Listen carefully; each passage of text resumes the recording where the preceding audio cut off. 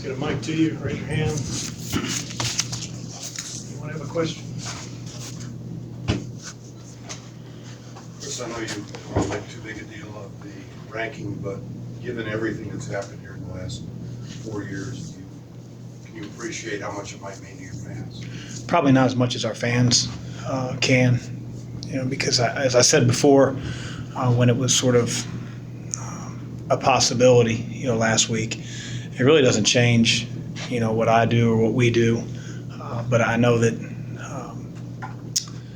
our fans are probably awfully excited. So it doesn't change what I have to do for a living.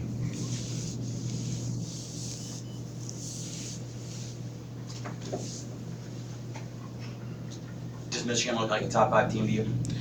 Again, I would say that I'm probably not the best judge. I haven't seen all the teams, but they played exceedingly well down at Atlantis. They're a very talented, well-coached, connected team. And, I think anytime somebody that's never been a coach at this level comes in, from my perspective or our perspective as coaches, you can always, I think, see the seeds of it's not going the right way, or he really knows what he's doing. And the respect level that his players have for him is extremely evident. The humility that he has, Juwan Howard has, and I don't know him at all, to run a lot of the things that Coach Beeline ran before him, is amazing. They're connected in every facet, and he's doing a really good job. Some guys that he inherited were really good players, but he's also had some guys that were more of a role player last year really step up and play extremely well. So again, I just don't have a great reference point to say I've seen every team in the country play, but I'd be hard-pressed to think there are a lot of teams playing better than Michigan. Chris, you kind of touched on it a little bit. Is he running a lot of the same stuff that Beeline run, or is he kind of mixing in his own stuff? A little bit of both. A little bit of both. I'm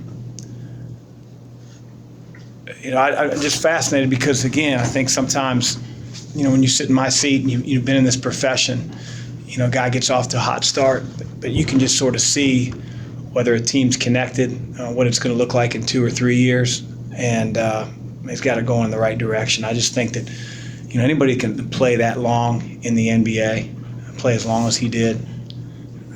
I think 2 things. I think, number one, he's got to be a high-character person because you get weeded out after a while when your talent level runs out. So he's got to be high character. You can see the eye contact with his players in huddles and just how connected they are. That's the first thing I think of. And the second thing I think of, you got to be really smart because after a while your body breaks down. I mean, even the best in the world, the Jordans, the Kobes, they changed their game as they got older. For him to survive that long, he really knows how to think the game. And so he's doing a great job. I know for you and for your team, the day-to-day, the ranking doesn't matter. But are you curious to see how your team can use this maybe as a growth point? Because obviously they'll be a hunted team now moving forward. I'm not worried about the ranking part of it, seeing, our growth. I'm worried about who we're playing, how we're playing. I mean, we may lose to Michigan, not because, we're the number 1 ranked team in the country, but they're really good. And so we have to be at our best tomorrow, better than we've been all year.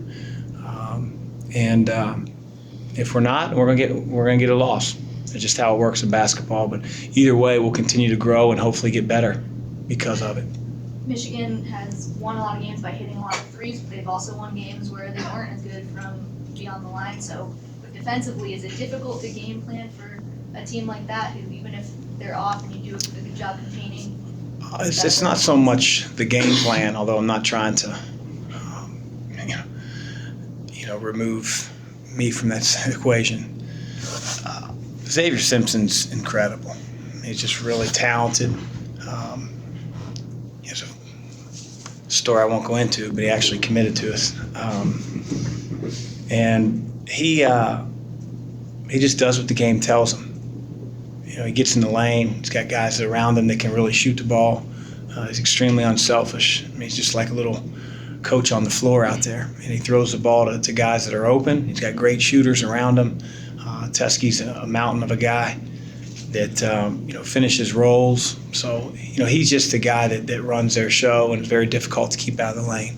Every team in the Bahamas defended their ball screens differently, and didn't work out too well.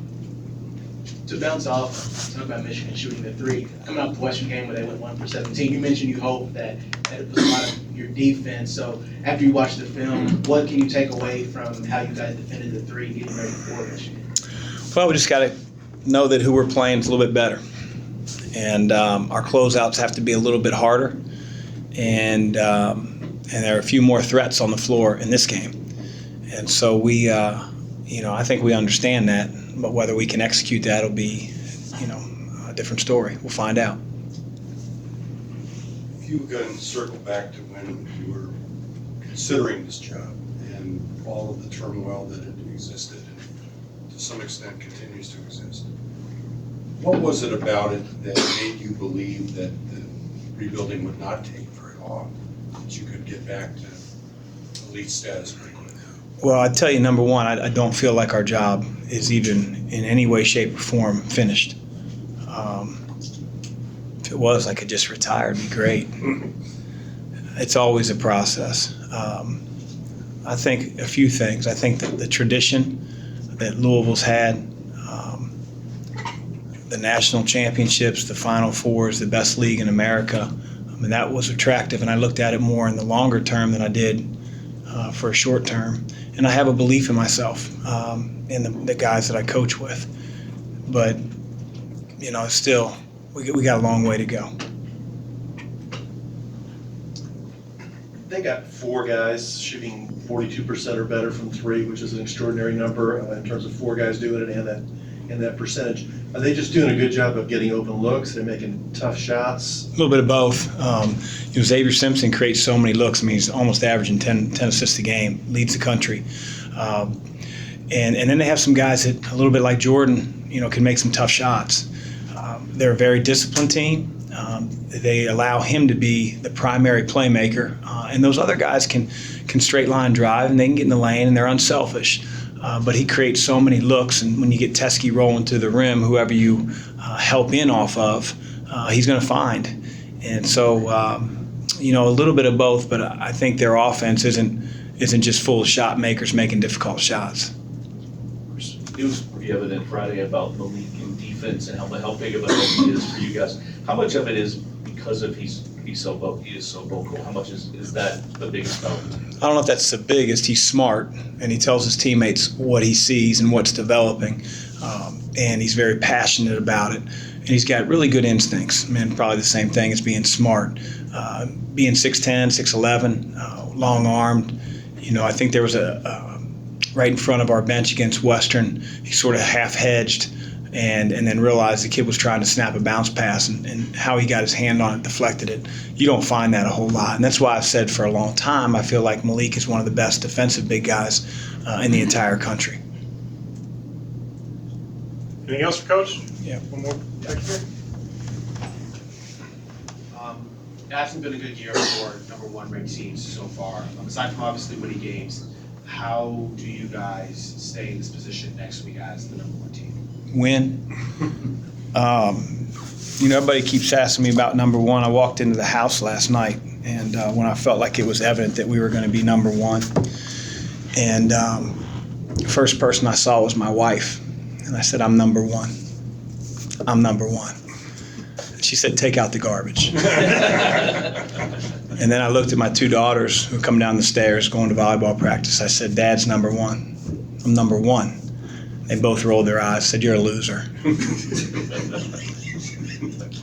But then Braden, my 5-year-old, next week, December 8th, I said, "Braden, Dad's number 1. He said, "I'm number 1.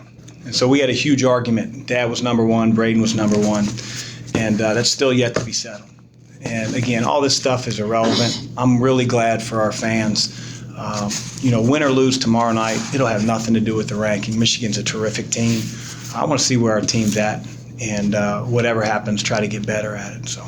Thanks. Will that really happen, or did you just make it? No, that really happened. You gotta come to the Mack house once in a while. Could invite me.